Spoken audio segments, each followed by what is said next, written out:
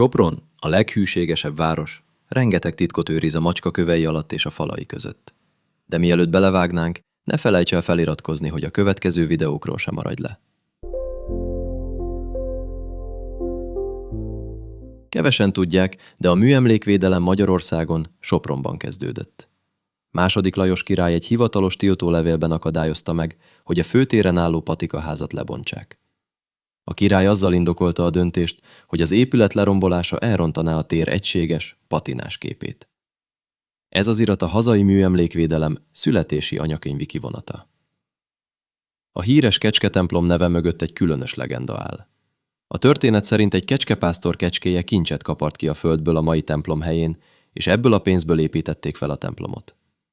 Bár ez csak legenda, az épület falán valóban látható egy kecskét ábrázoló dombormű, ami valójában az építtető Gajsszel család címerére utal.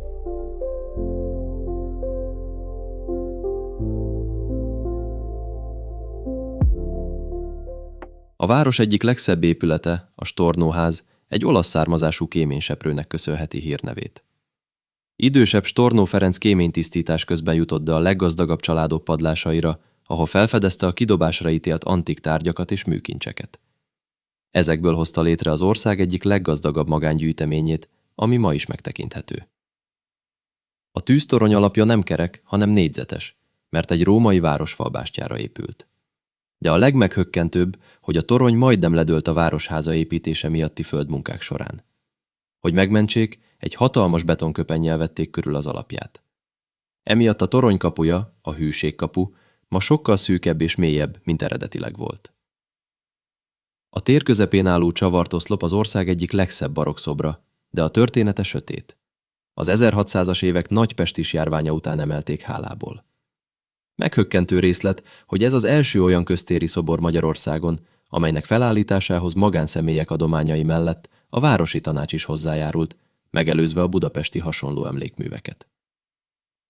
A soproni Orsolya tér, vagy ahogy régen hívták, a Sópiac, az óváros egyik legmeghittebb, de egyben legtitokzatosabb pontja is. A tér egyik legikonikusabb épülete a Lábasház. Meghökkentő módon a mai formáját, az árkádos lábait egy tragédiának köszönheti. Az 1945-ös bombázások során a légnyomás leverte a vakolatot a házról, és ekkor bukkantak elő a korábban befalazott, elfeledett reneszánsz árkádok. Ha nincs a háború, talán ma is egy sima faluházat látnánk ott. A mai Széchenyi tér helyén évszázadokon át egy hatalmas, mocsaras állóvíz, a Két Péktava terült el. A tó a városfal védelmi rendszerének része volt, vizesárok. Nevét onnan kapta, hogy a legenda szerint ide merítették bele büntetésből azokat a pékeket, akik nem tartották be a kenyér súlyára vonatkozó előírásokat. A tavat majd lecsapolták, mert a bűzös víz közegészségügyi veszélyt jelentett.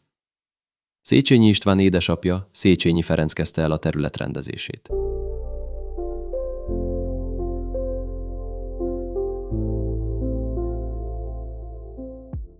A várkerület belső és külső házsora közötti hatalmas távolság nem véletlen. Itt húzódott a középkori várárok, amely sokkal szélesebb és mélyebb volt, mint amit ma el tudunk képzelni. Amikor a várfalak védelmi funkciója megszűnt, az árkot feltöltötték, de nem építették be teljesen. Így jött létre ez a különleges, széles térszerkezet, ahol ma az autók és gyalogosok közlekednek.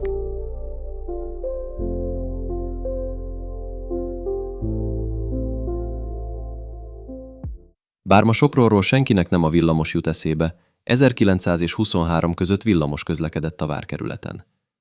Meghökkentő látvány lehetett a keskeny nyomtávú kocsi, amint a barokkázak között csilingelt. A soproni Deák tér nem csupán egy hatalmas park a belváros szélén, hanem Európa egyik leghosszabb tere. A legmeghökkentőbb geológiai tény, hogy ahol ma a park zöldje és a sétányok találhatók, ott régen az Ikva-patak mocsaras ártere volt. A soproni Erzsébet-kert, egykori nevén Neuhof, nem csak a város legrégebbi parkja, hanem az ország egyik első olyan közparkja, amelyet már a 18. században megnyitottak a nagy közönség előtt. A legenda szerint a Sopronban katonáskodó Petőfi Sándor is gyakran megfordult itt.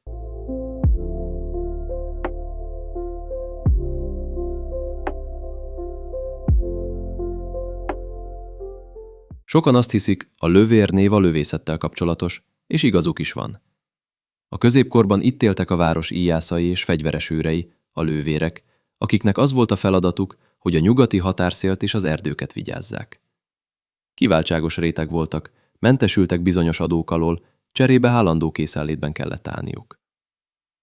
A lővérek szélén található a Bolondvár, azaz a Taródi vár. Ez egy valódi, középkorinak tűnő lovagvár, amit egyetlen ember, Taródi István épített fel saját kezével, évtizedek alatt több ezer tonna kőből.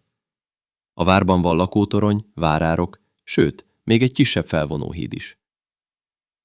Jártál már Sopronban? Tudtad ezeket róla, amit elmeséltem? Ha tetszett a tartalom, oszd meg, hogy mások is kedvet kapjanak.